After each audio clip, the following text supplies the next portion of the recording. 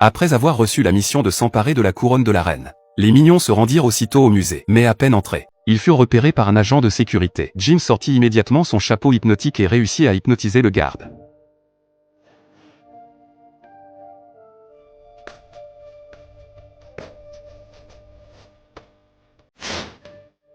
Ils se dirigèrent ensuite vers le coffre-fort, et y percèrent un large trou à l'aide de leur fusil à lave. Enfin, la couronne était devant eux, mais au moment où ils allaient s'en emparer, la couronne disparut soudainement vers le bas. En réalité, c'est la reine qui la réclamait pour son défilé. Les mignons se mirent à suivre la reine de près. Puis Tom immobilisa le carrosse royal à l'aide de son bras mécanique. Les soldats se lancèrent aussitôt à leur poursuite. Dans un moment de panique, Tom bondit sur un rocher et en arracha l'épée d'un geste puissant.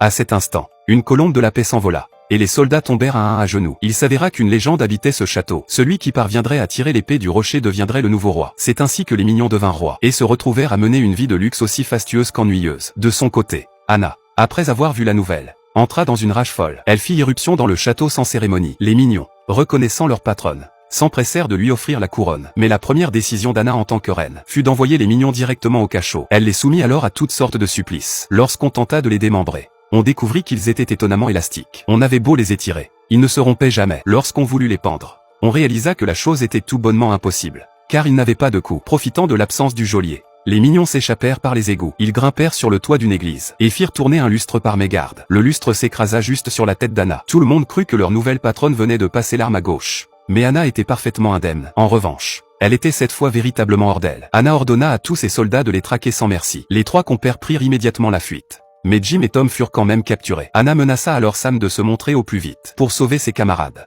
Sam s'introduisit dans le laboratoire. Il appuya accidentellement sur un bouton, et l'instant d'après, il était devenu plus grand que le château lui-même. Pendant ce temps, Anna s'apprêtait à les éliminer. À l'arrivée de Sam, Anna avait déjà allumé la mèche. Sans réfléchir, Sam éteignit la mèche en déversant l'eau d'une fontaine dessus. Hors d'elle, Anna fit aussitôt pleuvoir une volée de roquettes sur Sam. Le gros des troupes mignons, qui venait d'arriver, fut pris sous les tirs. Alors qu'ils étaient tous sur le point de rendre l'âme, Sam, pour protéger tout le monde, attrapa les roquettes à main nue et les avala d'un coup. Il saisit ensuite Anna qui tentait de prendre la fuite. Mais celle-ci poussa les moteurs à fond et s'envola dans les airs en emportant Sam avec elle. Puis ce fut un grand boom. Un silence de plomb s'abattit sur la famille des mignons. Ils pensaient tous que Sam avait été emporté par la mort. Mais Sam avait retrouvé sa taille normale, et avait réussi à redescendre sain et sauf sur terre. Lors du banquet offert par la reine en leur honneur, la couronne royale disparut à nouveau. Anna était donc toujours en vie. Mais avant qu'elle ait pu s'esquiver, elle fut transformée en un énorme bloc de glace. Un petit garçon s'empara alors de la couronne, et l'instant d'après, il repartit à bord de son vaisseau spatial. Quant aux mignons, ils avaient déjà choisi leur nouveau chef.